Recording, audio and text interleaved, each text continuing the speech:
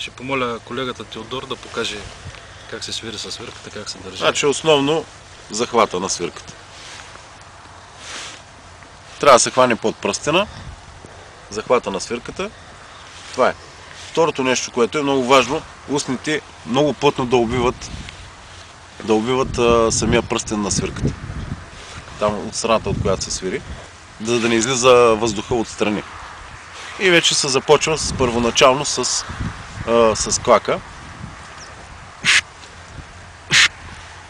Много пъти сме го коментирали това нещо. Ще покаже и колегата, сега ще покаже един пак.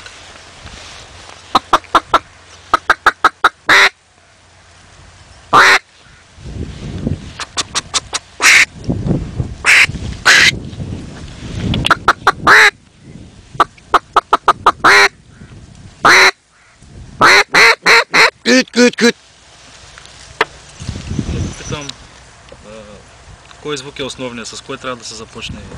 Значи започва се с клака. Клак.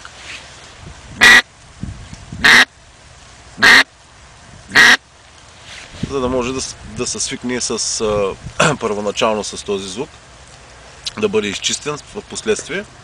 И след това вече се започват с другите неща. Значи основно за един млад ловец или колега, който тепърва започва да се опитва да свири със свирката, клака е най-важното, което трябва да се научи правилно. След това вече нещата се получават по-лесно. След клака се преминава към хранилката. Също лесно, бързо постигат начинаещите колеги. Е по този начин.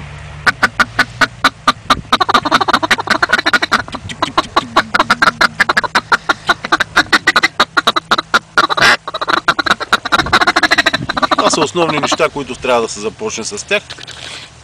Оттам нататък вече с повече труд се постигат нещата. След като научим клака и хранилката, към кое се преминава? Значи, важно е клака да се повтори и да се потрети. Един след друг, примерно. Квак, квак, квак. 3 пъти, да кажем, един след друг.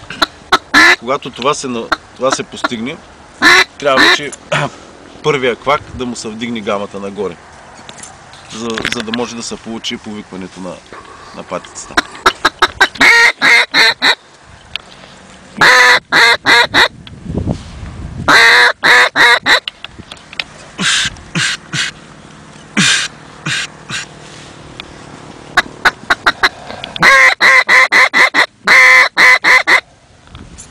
Това разбрах за патишките свирки, а тези свирки виждам, че са за гъска. Белочела гъска, да.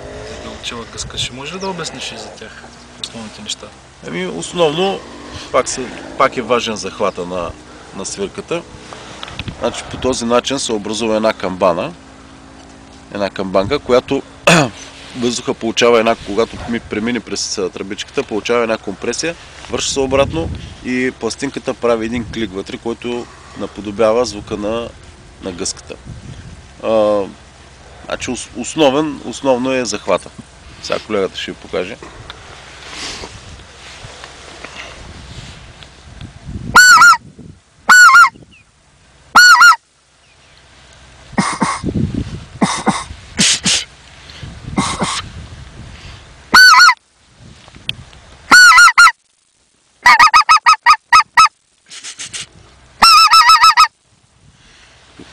Иначе се получава, ако не държиш правилно свирката, се получава така.